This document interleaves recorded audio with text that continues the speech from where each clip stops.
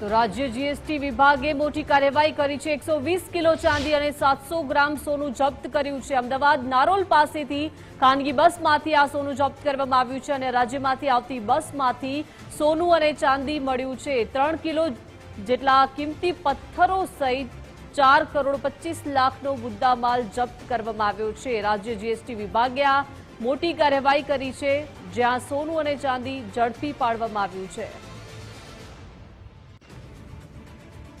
તો અમદાવાદ નારોલ પાસેથી એક ખાનગી બસમાં આ સોનું અને ચાંદીને જપ્ત કરવામાં આવ્યું છે। અન્ય રાજ્યોમાંથી આવતી આ બસમાંથી સોનું અને ચાંદી મળ્યા છે। વધુ વિગતો સાથે સંવાદદાતા રાહુલ લાઈવ જોડાઈ ગયા છે। રાહુલ, રાજ્ય જીએસટી વિભાગે મોટી કાર્યવાહી કરી છે, જ્યાં અમદાવાદ નારોલ પાસેથી ખાનગી બસમાંથી આ સોનું અને ચાંદી જપ્ત કર્યું છે। શું વિગતો પ્રાપ્ત થઈ રહી છે, રાહુલ?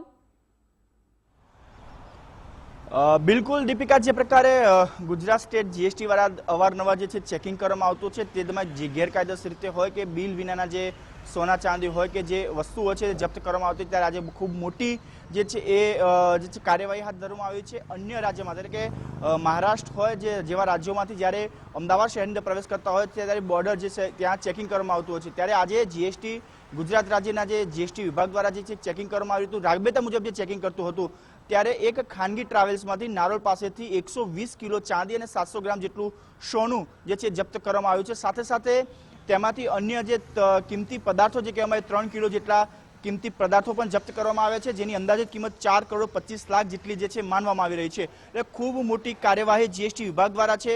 સાથે સાથે તપાસ કરવામાં આવી રહી છે કે આ જે ટ્રાવેલ છે કયા રાજ્યોમાંથી આવી હતી, સાથે સાથે આ જે વસ્તુ છે જે તમામના જે કાગળિયા ચેક કરવામાં આવ્યા, ત્યારે એની પાસે કોઈ પણ પરમિશન જે હોવાની ન પણ હોવાની હાલ તો માહિતી જે છે સામે આવી રહી છે।